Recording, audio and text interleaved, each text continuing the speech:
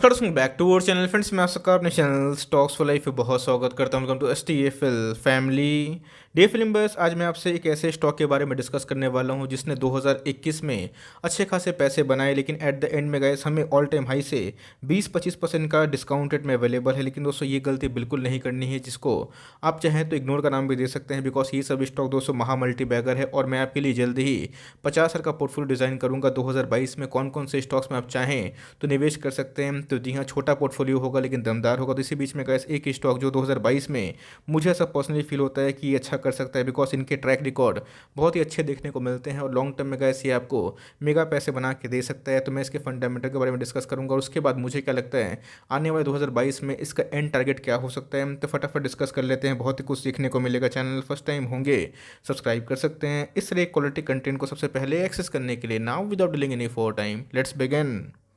सबसे पहले हमें समझना है कि बाजार का डायरेक्शन आने वाले कल में क्या हो सकता है, बिकॉज इसके ऊपर थोड़ी सी टिप्पणी जानना बहुत ही इंपॉर्टेंट है। आपने पता है दोस्तों, देखा होगा कि पिछले कुछ समय से निफ्टी में एक अच्छी खासी करेक्शन देखने को मिल चुकी है। निफ्टी 18,600 के लेवल से अभी के टाइम में अगर आप देखें 17,000 के आसपास ट्रेड करता हुआ देखने को मिल रहा है। इसके पहले भी गए जब निफ्टी 16,500-600 पे गया था, बहुत लोगों ने उधर पर कमेंट्री करी थी कि निफ्टी 16,000 चला जाएगा। बहुत लोगों ने तो ये बोला था कि निफ्टी 15,000 भी चला जाएगा। बट दोस्तों निफ्टी फिर से हमें 17,000 के आसपास ट्रेड करता हुआ देखने को मिल रहा है। मार्केट में सच्चाई तो ये है कि मार्केट को प्रेडिक्ट कोई कर सकता नहीं है। मार्केट कहाँ जाएगा और कितना गिर सकता है और कितना भाग सकता है, ये किसी के बस की बात नहीं है। लेकिन यस, बहुत लोग जो कोविड के थर्ड वेव की वजह से, फोर्थ वेव की वजह से काफ़ी परेशान है। तो मुझे ऐसा पर्सनली फील होता है कि मार्केट में वैक्सीनेशन का ड्राइव काफ़ी सक्सेसफुली चल रहा है। तो मार्केट में अभी के टाइम में मुझे ऐसा कोई बड़ी गिरावट देखने की उम्मीद नहीं है। तो जी हाँ, मार्केट अगर स्टेबल होता है तो आने वाले कल में गाइस निफ्टी अगर फिर से एक तेज़ी पकड़ती है तो बहुत सारे स्टॉक्स में जो अभी के टाइम में डिस्काउंट में अवेलेबल है वो शायद आपको देखने को ना मिले।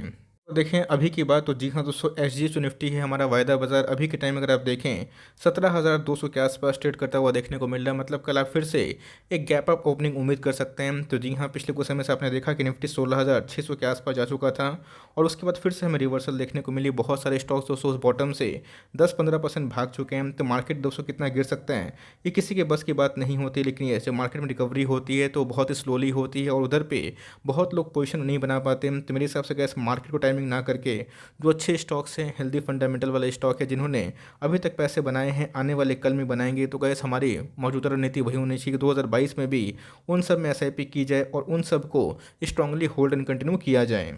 ऐसे ही एक स्टॉक के बारे में डिस्कस करना चाहूँगा। अगर आप देखें 2018 में इनके जो सेल्स हैं, 2019 में जो सेल्स हैं, 20 में जो सेल्स हैं, 21 में जो सेल्स हैं, हमें अच्छे खासे बढ़ते हुए देखने को मिल रहे हैं। 2020 और 21 में गैस हमें कोविड के चैलेंजेस के बावजूद भी इनके सेल्स में काफ़ी दम देखने को मिल रहा था। एज सच बहुत बड़ी उछाल नहीं थी, बिकॉज 15 में अगर आप 18 में अगर आप देखें तो 15,000 करोड़ के आसपास थी। उसके बाद हमें 20,000 करोड़ के आसपास सेल्स निकल के आई। बट इस कोविड पेंडेमिक में गैस इनके सेल्स हमें कमते हुए देखने को नहीं मिले। इवन अगर आप देखें तो फ्लैट ही आप बोल सकते हैं। लेकिन उसके बावजूद भी अगर आप देखें प्रॉफिट हमें कंटिन्यूसली बढ़ते हुए देखने को मिल रही थी। बट इस ईयर की बात की जाए तो इसमें प्रॉफिट में डिक्लाइन था। तो जी हाँ दोस्तों, कंपनी का प्रॉफिट, नेट प्रॉफिट हमें साल दर साल बढ़ता हुआ देखने को मिल रहा है। और EPS की वजह से अगर आप देखें तो कंटिन्यूसली कंपनी अपने प्रॉफिट को भी इजाफा कर रही थी। बट मार्केट में पैंडेमिक की वजह से कैसे इसमें हमें एक अच्छी खासी प्रॉफिट फॉल देखने को मिली है। बट आने वाले कल में कैसे जो हमें डेटास निकल के आ रहे हैं, इन सब के बिजनेस में एक बहुत ही ह्यूज डिमांड होने की उम्मीद है।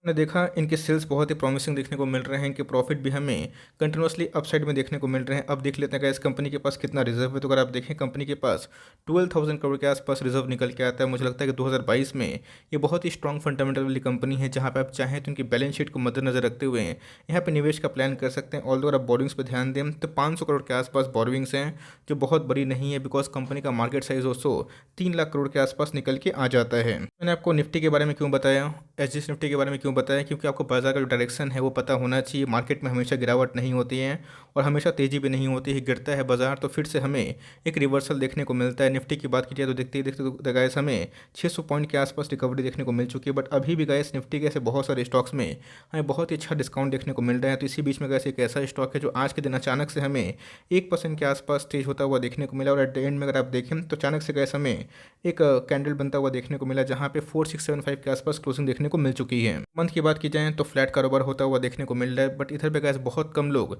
निवेश करने का प्लान कर रहे हैं, बिकॉज उनकी एंट्री हमेशा टॉप पे होती है। तो मार्केट में जो स्टॉक कंसोलिडेशन करे और और जो गिरे जिसके फंडामेंटल अच्छे हों, आप चाहें तो उसको निवेश करने का प्लान बना सकते हैं। साल भर की बात की जाए, आप देख सकते हैं गाइस कि साल भर में बहुत ही कंसिस्टेंट परफॉर्मर है। वीबीएल की बात की जाए, जुबिलेंट फूडवर्क्स की बात की जाए, तो उन सब में भी हमें बहुत ही कंसिस्टेंट परफॉर्मेंस देखने को मिलता है। तो गाइस ये ना वीबीएल है ना जुबिलेंट फूडवर्क्स है, बट यस ये भी गाइस बहुत ही शानदार बिजनेस मॉडल को होल्ड करता है। बहुत धीरे धीरे ये भागता है। ऑल टाइम हाई गाइस इसके हमें 5900 के आसपास देखने को मिलते हैं। अपने ऑल टाइम हाई से अभी के टाइम में अच्छा खासा डिस्काउंट रेट में अवेलेबल हैं। की बात की जाए तो गाइस बहुत पुरानी लिस्टिंग हमें देखने को नहीं मिलती। 2019 से अगर आप देखें तो कंपनी का शेयर प्राइस एकदम कंटिन्यूसली भाग रहा है। भाई इसने 1 लाख को 7.5 लाख के आसपास बनाया और उसके बाद जो लोग देखते हैं वो देखते ही रह गए हैं। तो गैस कंपनी का नाम आप छुपा हुआ नहीं है। डी मार्ट या फिर एवेन्यू सुपरमार्ट जो अपने आप में ही रिटेल चेन की बहुत ही बॉस कंपनी है। मार्केट कैप अगर आप ध्यान दें तो 3 लाख करोड़ के आसपास की मार्केट कैप है। तो जी हाँ, ये हो गए रिलायंस रिटेल हो गए। आने वाले कल में गैस बहुत ही हुमंगस ग्रोथ हमें निकल के आता है। मुझे लगता है कि अगर निफ्टी 50 में इनका इंक्लूजन देखने को मिला, बाई चांस अगर ये एफ का स्टॉक 5 तक हो गया तो भाई इसमें और भी रैली आने की उम्मीद है। कारोबार की बात की जाए तो गैस आज हमें 40% के आसपास एकोमोडेशन देखने को मिल रहा है। मतलब मोर और लेस कारोबार ठीक ही होता हुआ देखने को मिल रहा है। जहाँ पे ऑलमोस्ट 3 लाख शेयर्स ट्रेड हुए हैं, उसके अगेंस्ट में अगर आप देखें तो 1,17,000 शेयर्स को डीमैट में ले जाए गए हैं।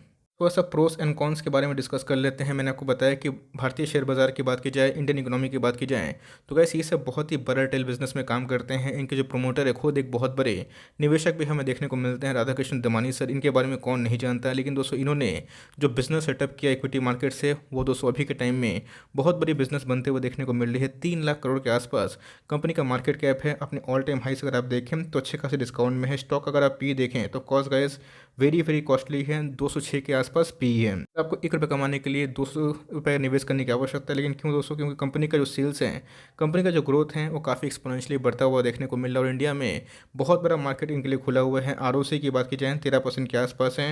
आरओई की बात की जाए 10% के आसपास है। और उनके प्रॉफिट के बाद ये हमें 12 से 15% के आसपास भी आता हुआ देखने को मिल सकता है। और फेस वैल्यू की बात की जाए 10 दिखाई पड़ जाती है। कंपनी के सब कुछ सही होने के बावजूद भी स्टॉक प्राइस में अभी भी हमें 20% के आसपास ऑल टाइम हाई से डिक्लाइन देखने को मिल रहा है। बट जल्दी ही इसमें एक रिकवरी आएगी और वो रिकवरी दोस्तों बहुत ही सॉलिड होगी और धीरे धीरे ये अपने ऑल टाइम हाई को ब्रीच करेगा। 75% के आसपास जो स्टेक है ये प्रोमोटर ही ओन करते हैं। मतलब बहुत ही स्ट्रॉन्ग प्रोमोटर होल्डिंग है। और 10% के आसपास एफ की होल्डिंग है। 6.5% के आसपास, 7% के आसपास डी की होल्डिंग है। पब्लिक की होल्डिंग भी 8.5% के आसपास है। मतलब बहुत ही कम माल अवेलेबल है मार्केट में। और कभी भी ये स्प्लिट देते हैं तो फ्री फ्लोट शेयर बढ़ेगा और तब दोस्तों इनकी हमें एफ में लिस्टिंग होते हुए देखने को मिल सकती है।